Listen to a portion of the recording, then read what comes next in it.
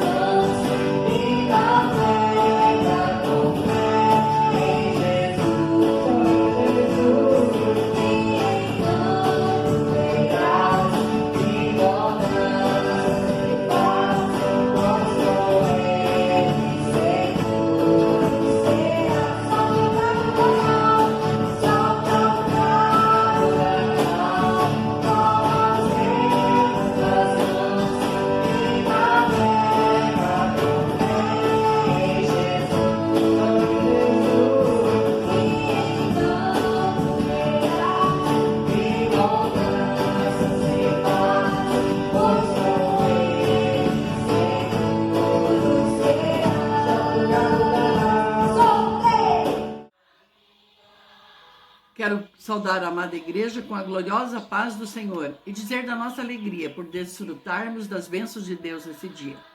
O segundo domingo de agosto é considerado, no Brasil, o Dia dos Pais. Eles também merecem a nossa homenagem. E uma das coisas boas da vida é termos um pai bom e generoso. Eu refiro meu pai que tem cuidado e zelado pelo seu filho querido, amando com desvelo e muitas vezes disposto até a dar a sua própria vida por amor do seu filho. Talvez você esteja dizendo, infelizmente eu não tenho mais pai. E quando eu lembro dele, eu sinto muitas saudades. Mas eu quero dizer a você que você tem sim. Você tem um pai. Você não é órfão. Você continua tendo um pai que cuida de você diuturnamente. Nós temos um pai que é de todos. E eu quero lhe falar desse pai. Por isso que Cristo nos ensinou a orar assim. Lá em Mateus 6:9 nós lemos: Pai nosso que estás no céu. Um pai que tem amor pelos seus filhos. Um pai que é superior a qualquer amor terreno. Portanto, nós não somos órfãos. Nós temos um pai que nos inspira confiança. Em meio a uma grande tempestade, uma menina dormia tranquila no camarote do navio. E os marinheiros estavam batendo de porta em porta, fazendo com que as pessoas saíssem do camarote e fossem para um lugar seguro. Quando um deles chegou naquele quarto e viu aquela criança despreocupadamente brincando, ele disse: menina, o navio está indo a pique, talvez afunde, e você está aí dentro bem tranquila, vamos, saia daí. Ela olhou para ele e falou assim: quem é o comandante do navio agora? Ele disse: o comandante do navio é o capitão Platt. Ah, se é o capitão Platt que está no comando, eu não tenho motivos nenhum para me preocupar. Ele é o meu pai e sabe muito bem comandar esse navio. Nós vivemos num mundo revolto. Quantas vezes o tempestuoso mar dessa vida quer nos tragar? Não obstante, se Deus, o nosso Pai, estiver no comando de nossa nau, nós estaremos seguros e não temos nada o que temer. Tenha certeza disso. Como nós cantamos, segura nas mãos de Deus. Quando um filho segura na mão do pai, ele está seguro. Ele pode até tropeçar, mas ele não fica no chão, porque o pai está presente para segurar a sua mão. Temos certeza disso, que Deus, o Pai Celeste, está segurando a nossa mão. Não é preciso nós temermos, porque Ele vai nos proteger. Um Pai que resolve o nosso problema. Foi o homem que se afastou de Deus, e não Deus se afastou do homem. Foi Deus que tomou a resolução de salvar o pecador, dando o seu Filho, Jesus. Mateus 3,16, porque Deus amou o mundo, de tal maneira que deu o seu Filho único, para que todo aquele que nele crê não pereça, mas tenha vida eterna. Além de um pai, você tem um irmão. Jesus é agora o nosso irmão mais velho. Conta-se a história de um menino que brigava muito na rua. Muitas vezes ele apanhava, mas nunca acontecia quando ele estava ao lado do irmão mais velho. Satanás é o seu inimigo. Você sozinho jamais poderá vencê-lo. Se, porém, Jesus, o seu irmão mais velho, estiver do seu lado, você sabe que você não está sozinho. Você está protegido e pode vencer todas as lutas contra o inimigo. O grande cuidado do Pai Celeste. Nós lemos lá no livro de Mateus, no capítulo 6, versículos 25 a 34.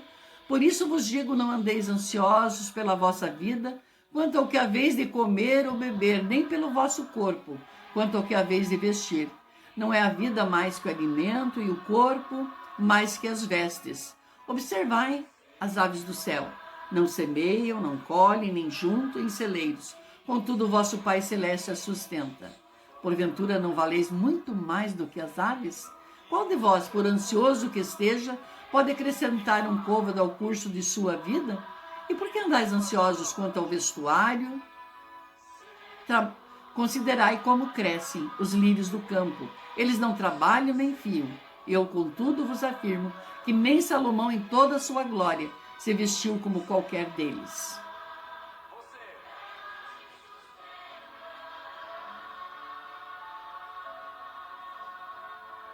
Ora, se Deus veste assim a erva do campo, que hoje existe e amanhã é lançada no forno, quanto mais a vós outros homens de pequena fé.